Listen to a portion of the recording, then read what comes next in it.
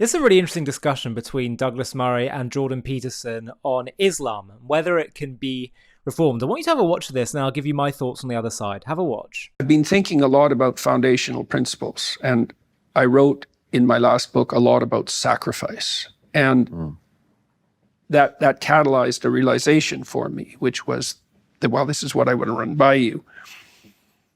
So Judaism is predicated on the philosophy of upward sacrifice. So you aim at the good, which would be the opposite of hell, let's say, and then you vow to shed everything that's not in keeping with that aim. It isn't obvious to me that in the Islamic world that the spirit of voluntary self-sacrifice upward is the foundation. It looks to me more like it's something approximating power. Now, I say that with trepidation because I've been watching the UAE and Saudi Arabia and the signatories of the Abraham Accords warn the West about radical Islamism, which they seem to regard as a form of dangerous psychopathy. Yes. And it seems to me that it would be a wonderful thing if the Islamic world, the sane Islamic world, could formulate a definition of psychopathic Islamism that would be applied universally and adopt. We're not going to do it in the West. We're too damn weak, as far as I can tell. We look at the UK. We won't draw boundaries in the UK. We won't draw boundaries in Canada or on the university campuses. We're too guilt-ridden. So yes. Well, as I see it, too, and as you know, I've written about this for many years, principally in The Strange Death of Europe. What I've seen happening in our era has been two things happening simultaneously. One is the guilt-ridden societies that have effectively sloughed off their faith structure, which which happens in the Jewish world as well. There's a movement within Judaism, mainly sort of Reform Judaism and what I call Spilt Judaism, which is something called Tikkun Olam, which is effectively that the end point of Judaism is sort of social justice. Okay, it's effectively for non-believing Jews, but who see themselves as Jews, still are Jews, but cultural Jews, but that they can express their Judaism by a support for the downtrodden and so on. And there's lots of good to be said for that, but it's just that on its own, it's the question, shallow. Douglas, is how do you support the downtrodden? And the answer to that is not necessarily by economic means. I don't believe that. It's just absolutely. as we talked about on the other podcast, is that economic incentives don't increase the birth rate. Right, why? Because people do not live by bread alone. Yes. Right. Exactly. And in Christianity, in what T. Hume might have called spilt Christianity, you get it in the language of human rights and so on. But again, it doesn't understand the water in which it's been swimming, and so this has been the case for, I know you might say 200 years in the West. You might draw the line at different dates, but the interesting thing to me, which is the dangerous moment for our societies, is when these forms of very weak, sort of spilt religion encounter a religious fervor that is not weak, is not guilt-ridden, loves the fact that we are, is very keen to push it on us where it advantages it, and which, in the House of Islam, has, to put it quite frankly, not got its house in order.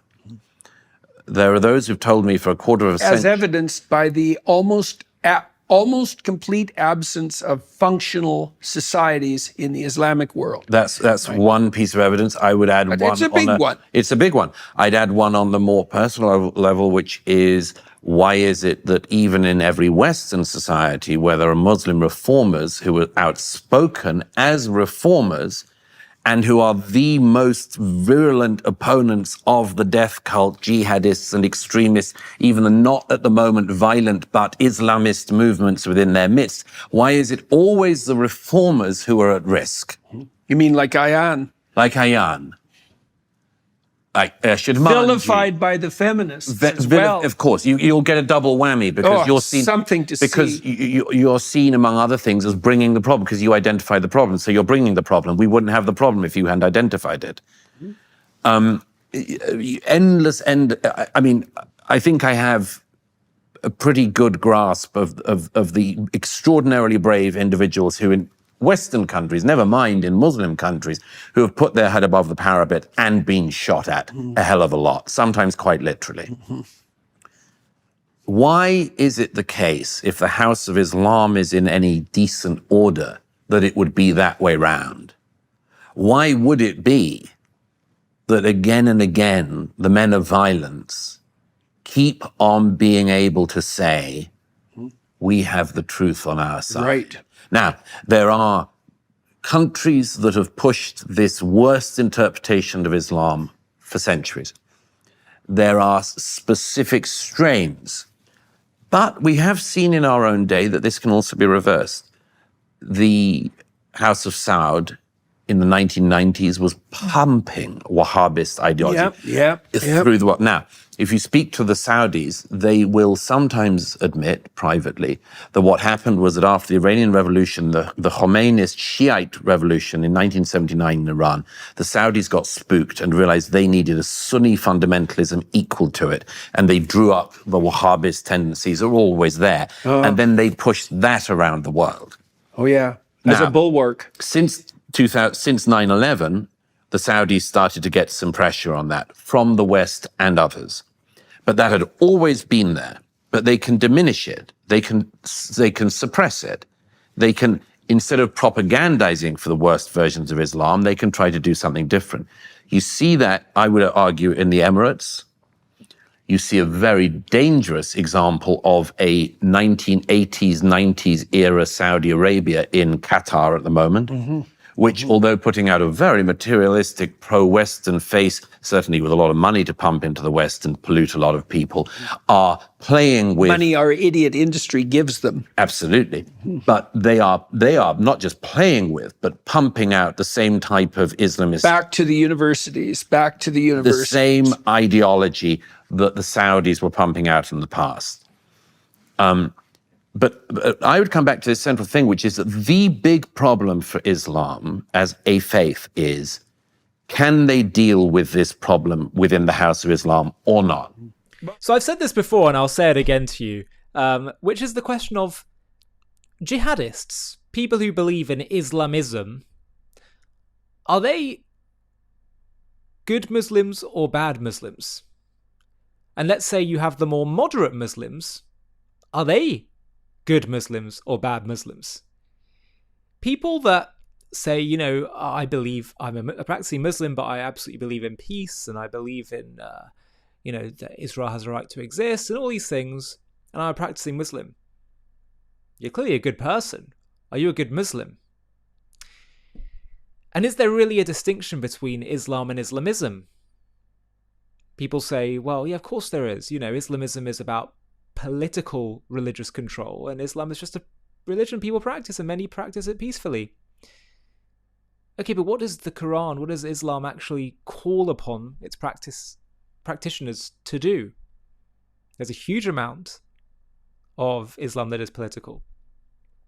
And by the way, Judaism has a, you know, there's a political element to it in the sense that it does believe in the Jewish people's right, God-given right to self-determination in a God-given ancient homeland, historic homeland, land of Israel. There's many political elements to it. We do seek to be a light to the nations and change the world's conversation about morality and ethics and God and godliness, and we've done a lot of that throughout our history. Often not, by the way, through political power, but through setting an example, through the power of the idea, rather than the idea of power. But that's just when we're in exile. When we're back in the land of Israel, we do hope to establish our own sovereignty, as we're starting to do now. It's not perfect, but that is clearly the ideal. The nation of Israel and the land of Israel, with a king and priests and a Sanhedrin, a justice system, justices, and national prophets and all the rest of it. So that's my question. I was recently at an event where the speaker and one of the guests they're both very pro-Israel, but both were debating, is there really a difference between Islam and Islamism?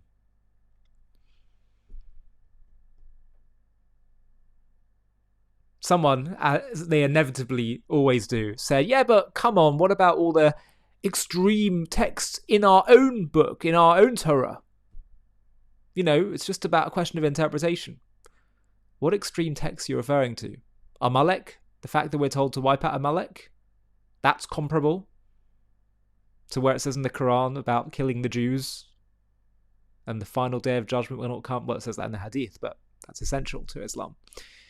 You know, the final day of judgment will not come, to curse and kill the disbelievers, all that kind of stuff. We don't know who Amalek is anymore. We don't know who they are. We know they were an ancient nation that were dedicated to the Jewish people's destruction to their very core. There's all kinds of evidence and suggestions that Hitler was certainly or likely a descendant of Amalek. I have no issue with getting rid of Hitler. But the point is, it's a concept that obviously and clearly does not apply today. And that's according to mainstream vast majority of rabbinic rulers, decision makers. They say we don't know who Amalek are. So the whole thing is farcical when you want to compare the two. It's just, in my mind, quite lazy analysis of a growing problem.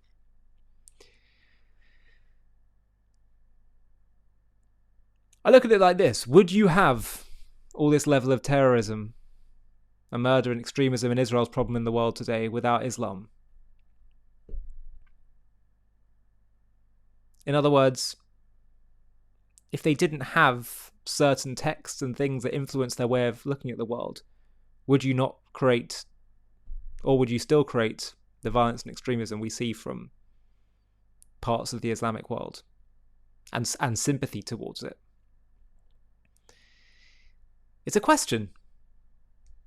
I think it's a reasonable one. This isn't to say there are many elements that are good and fair and right within Islam. Much of it that is good, Judaism would agree with. They got their ideas actually from the Torah, to be honest. It's the bit they changed that we have a concern with, a problem with. We're grateful. The Rambam Maimonides says we're grateful for Christianity and Islam for sharing a lot of the truths of Judaism to the world. The idea of one God, 10 Commandments, the forefathers, Abraham, Isaac, and Jacob, those stories, those narratives. So this is not a black and white thing. But in terms of the extremism, have they misread the Quran and the Hadith? Or have they read it pretty plainly?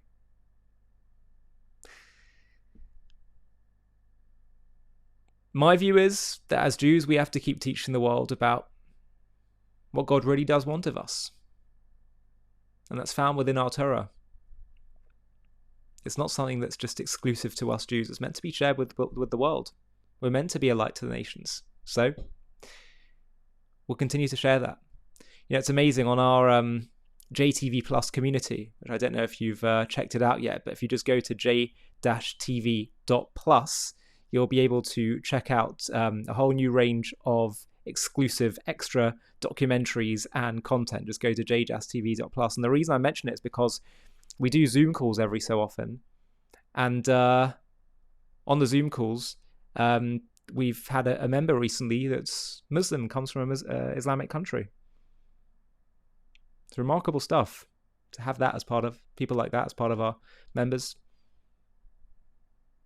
People that are raised with certain viewpoints. We have a very wide and diverse community. So do consider joining us. And I'll end with a trailer for one of those documentaries which you can watch on the site. And we'll put a link to it in the video description. The Palestinians. We have been told they are an ancient people fighting for their homeland which has been stolen from them. This narrative has fueled decades of conflict, painting Israel as an occupier of stolen land. But what if this identity is not of an ancient nation, but a modern, cynical invention? A political construct designed not to build a state, but to dismantle the Jewish one. In this JTV Plus documentary, we're going to uncover the truth behind the creation of the Palestinian identity, how it was forged in the fires of pan-Arabism, absent in historical records until strategically rebranded in the 1960s by leaders like Egyptian-born Yasser Arafat to rally global opposition against Israel.